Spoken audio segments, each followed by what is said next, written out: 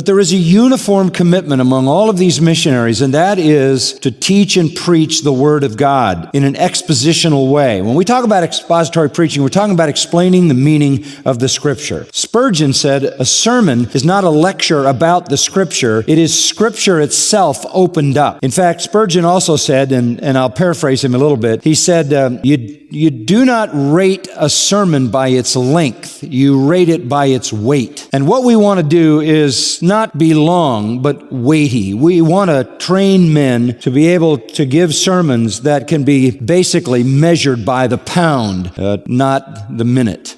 Spurgeon also said people can't feel the weight of the truth if they don't understand the truth. It's when they understand the truth of Scripture that they feel the weight of Scripture. Spurgeon said, if you're not a theologian, as a preacher, you are nothing at all. You are nothing at all. That's the weight of Scripture. And it falls heavy on the heart of a true believer when it is understood.